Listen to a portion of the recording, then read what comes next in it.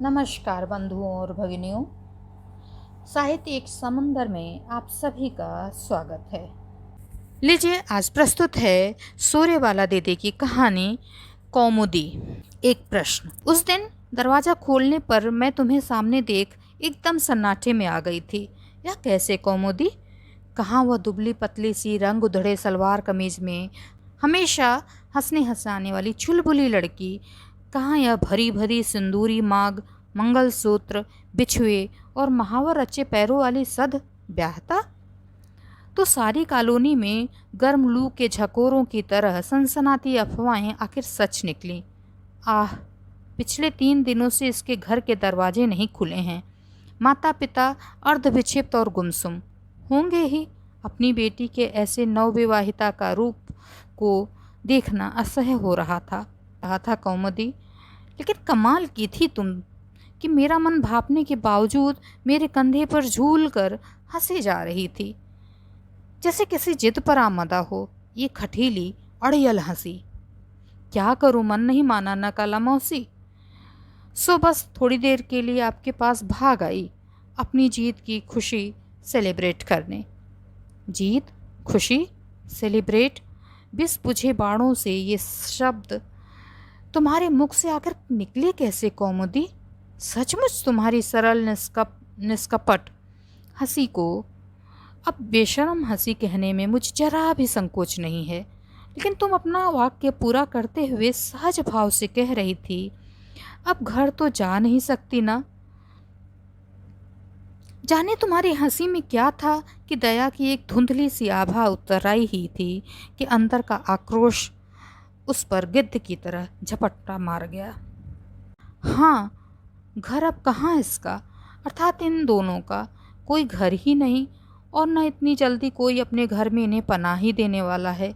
कौन देगा भला अपनी मर्जी से सरेआम कोर्ट में रजिस्टर्ड शादी कर लेने वाली लड़की और लड़के को अपनी प्रतिष्ठा और बेइज्जती के इश्तिहार छपवाने हैं क्या?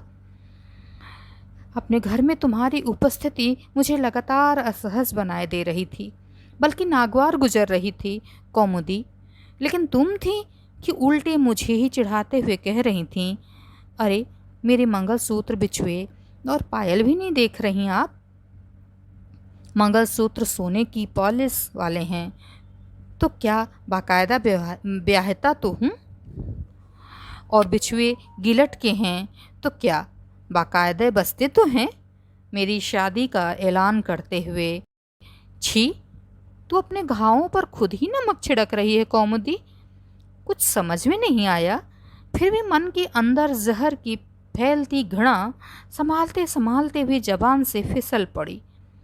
वह सब तो ठीक है कौमुदी, लेकिन एक बात बता, तूने एक वक्त जल्दीबाजी में इस तरह शादी का निर्णय लिया कैसे आखिर? तुझे देखकर तो लोग सोच भी नहीं सकते कि तेरी जैसी सीधी सादी सरल और नेक लड़की।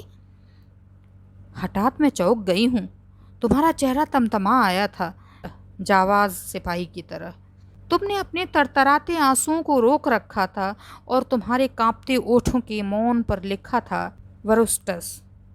यू टू, कला मौसी, आप भी उन तमाम दूसरे लोगों से इंच भर भी ज़्यादा नहीं सोच पाई ना? सब की तरह यही सोचा, एक सीधी सादी सरल निश्चल लड़की के पास न उसका मन होता है, न आत्मा, न स्वाभिमान और न आक्रोशी। किसी नेक लड़की के मन पर कोई ठेस नहीं लगती, और किसी मस्खरी लड़की को मान अपमान और अवहेलना का कोई एहसास नहीं होता। मैं चौंकी थी कौमुदी तुम्हारे सर्वथा अप्रत्याशित रूप और कथन पर, फिर संभाल कर दुनियादारी निभाई थी। बुरा मत मानो कौमुदी, लेकिन जहाँ तक मैं जानती हूँ तुम्हारे माता पिता ने अपने बच्चों को भरपूर प्यार दिया है। क्या यह सच नहीं है? पिछले 3-4 सालों से तुम्हारे पिता दिन रात तुम्हारी शादी के लिए दौड़ धूप कर रहे थे। बेचारे दिल से चाहते थे कि रिटायरमेंट से पहले कौमुदी पार लग जाती तो बाकी दोनों। बस यही तो कला मौसी, अचानक तुम एक विद्रोही मस्खरी पर उतर पड़ी हो। सच्ची सच्ची बताएं तो हम इसी से बोर हो गए थे। हर थोड़े दिनों पर मम्मी की वही जरी किनारे वाली साड़ी पहनकर उनकी शादी के दहेज में मिली चांदी के पतरे वाली तस्तरी में पान की गिलोरियाँ और लौंग इलायची लेकर अपने देखने आने वालों के सामने पेश करते करते। तुम लम्हे भर को रुकी, फिर वापस इस तरह हंसी जैसे कोई लतीफ़ा सुना रही हो। असल में मम्मी के पास कोई दूसरी कायदे की साड़ी भी तो नहीं थी ना, कि अलग अलग लड़के वालों को कम से कम थोड़ी अदली बदली साड़ी में मुझे दिखाती। और वे बेचारी भी क्या करती, उनकी विश्वस्त सलाहकारों ने उन्हें समझा दिया था कि इस सांवली अर्थात मुझ जैसी काली कलूटी लड़की पर फालसाई रंग ही जचता है।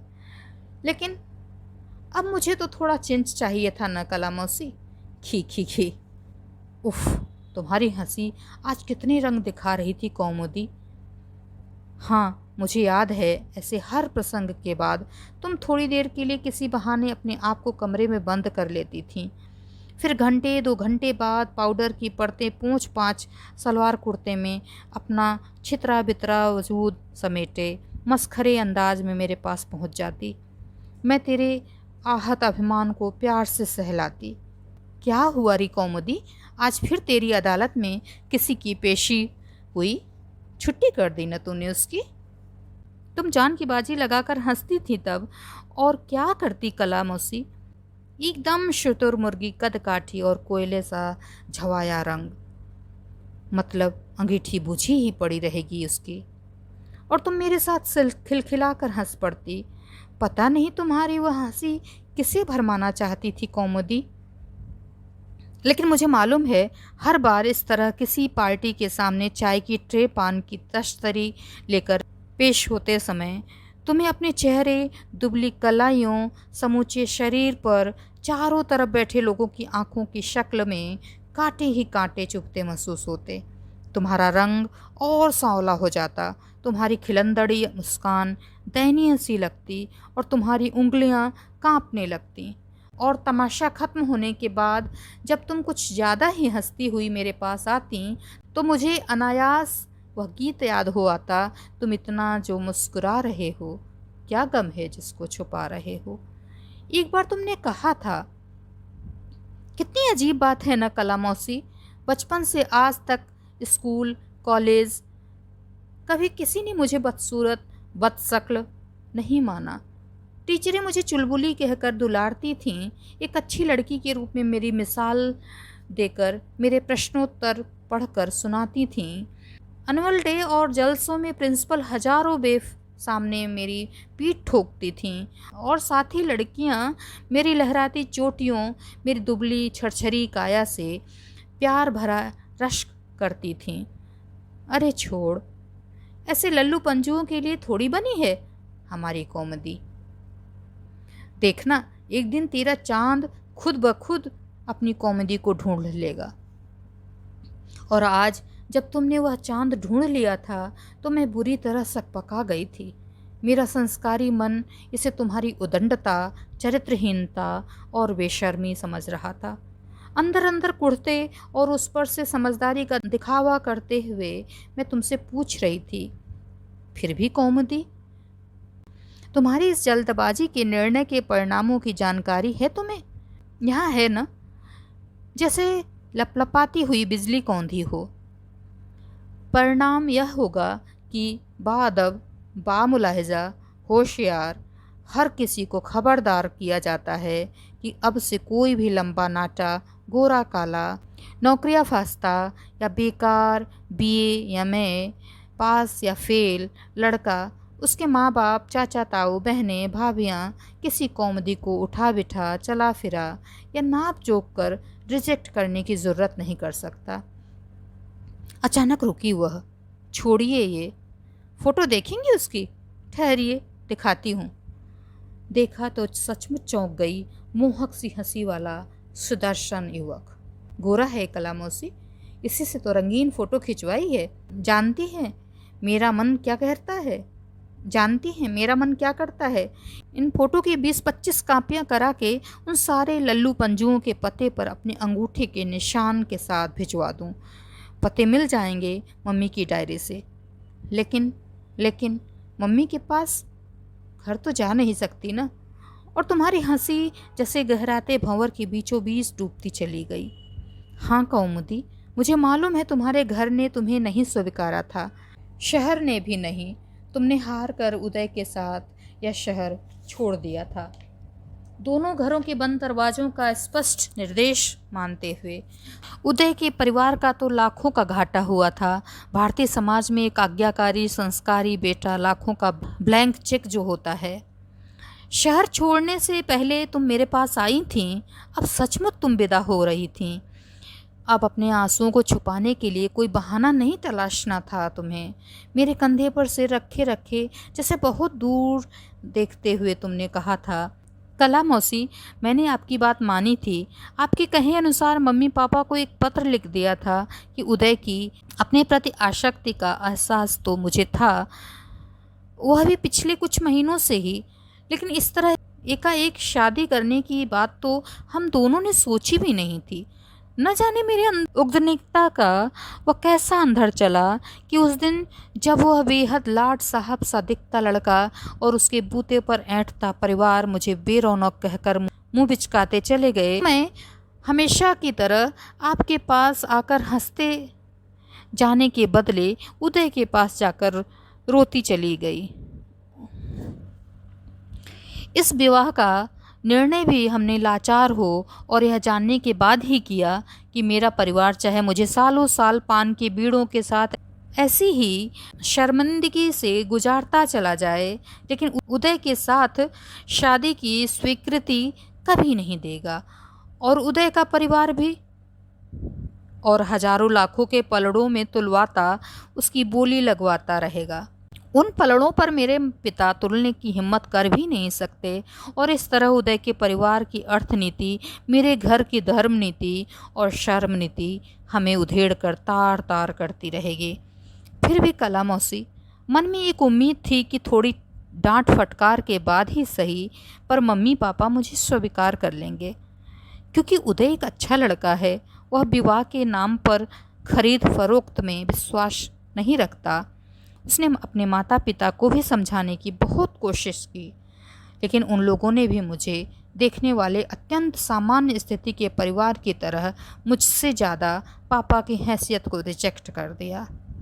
समझ में नहीं आता, उन मोल भाव करने वाले परिवारों को लाखों के दान दहेज में संतुष्ट कर मुझे सौंप देने के लिए पापा तैयार थे, लेकिन मात्र उनकी बेटी का हाथ मांगने वाले उदय के मामले में एक रूढ़ और संकीर्ण समाज उनके विवेक के सामने अभेद दीवार बनकर खड़ा हो गया। मेरे इतने समझदार, मुझे इतना प्यार करने वाले मम्मी पापा एक विवेक सम्मत विरोध के न्याय संगत निर्णय के पक्ष में क्यों नहीं खड़े हो पाए? मैं क्या कहती, मैं खुद ही तुम्हारे पक्ष में कहाँ खड़ी हो पाई कौमुदी। काश मुझ में इतनी हिम्मत होती। किया तो सिर्फ इतना कि अलमारी से कुछ मुड़े तुड़े नोट निकाले और हल्दी अच्छत के साथ तुम्हारी हथेलियों में दबा दिए। घर में नहीं, पूरे शहर से जा रही थी एक बेटी। बरसाती बौछारों की तरह रोते अपने आंसुओं को पोंछकर हल्दी अच्छत तुमने माथे से लगा लिए थे और नोट मुझे वापस करते हुए कहा था, हो सके तो मम्मी पापा को समझाने की कोशिश करिएगा कला मौसी कि मेरी बगावत नहीं न विद्रोह ही। बहुत सोचने समझने के बाद अपने लिए तलाशी एकमात्र पगडंडी है। मेरी गलती सिर्फ इतनी है कि मैं अपनी अवहेलना और अपमान को सीमा के बाद बर्दाश्त नहीं कर पाई। अगर मम्मी पापा मुझे अपराध मानते हैं तो भी मैं क्षमा और दंड दोनों के लिए अपना सिर झुकाती हूँ। जाती हुई कौमुदी अचानक एक प्रश्न चिन्ह में तब्दील हो जाती है। जैसे जैसे दूर होता उसका आकार धुंधलाता जाता है, यह प्रश्न चित्र और ज़्यादा गहराता जा रहा है। तो ये थी कहानी सूर्यबाला दीदी द्वारा लिखित। आप सब भी सुनकर बताइएगा कि आपको कैसी लगी। कहानी सुनने के लिए आप सभी का बहुत बहुत धन्यवाद, आभार, शुक्रिया।